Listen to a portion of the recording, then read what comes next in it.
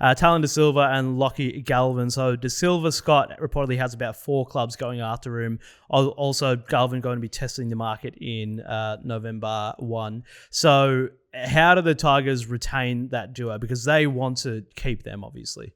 Yeah, it's not a matter of how, it's just a matter of they need to, they have to. Da Silva and Galvin are the future of that club. Da Silva's an excellently talented young hooker, and we've seen what Galvin's produced on a weekly basis in the halves there for the Tigers recently. So there's no ifs, buts, or otherwise. The Tigers need to find a way to retain both of those players. It's going to cost them a pretty penny. There's no doubt about that. Galvin has been umming and ahhing about his future for the best part of 6 to 9 months now, and how he plays it out, I'm not sure. There's been talk that the Eels, the Roosters are going to go after him, so he'll have a big decision to make with some pretty impressive clubs. I think there was even talk around a potential $1 million 10-year deal type scenario for Galvin, which to me is insane because he's had a season in the NRL and we're already talking about making him a 7-figure player, but that is his potential and his ceiling.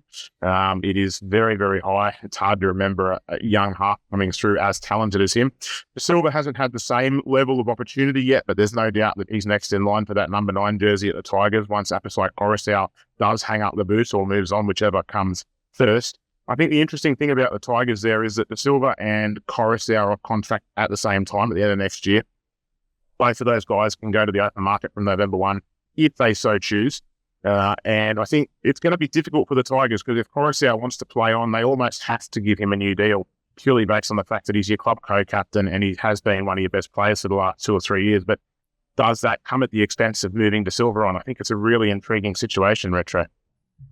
Yeah, the way the clubs are building these days seem to be in that Melbourne Storm frame of you pick your best 3 and you build around them. And currently, if we're talking Luai, Da Silva, Appy, and Lachlan Galvin, that's 4. So we've got to make a choice, and we need to make a budget choice there.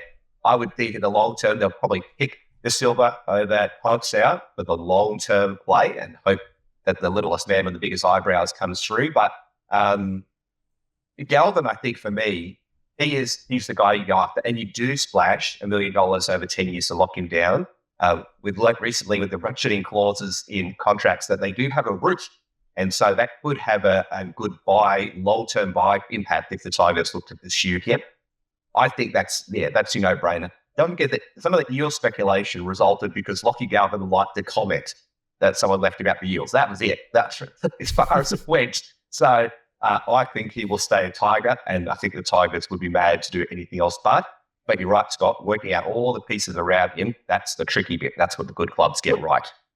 And you wonder whether the, that monster Brown deal at the Knights, it looks like that's changed the market dynamic in many respects for long-term deals and, obviously other clubs that then, coming to the table with different sort of situations and different prices. So, yeah, it's a changing game now, that's for sure. But as you say, the good sides generally get that right. And the Tigers, it's only 3 weeks, but they're planting the seeds of something that looks a little bit better. So the decisions they make from here are very important. Yeah, all of a sudden there's a lot of $1 million contracts getting handed out. I reckon I'm in the frame for one of those soon, based on how many are going around. All right, probably not, but anyway, Darren, we'll stick with you.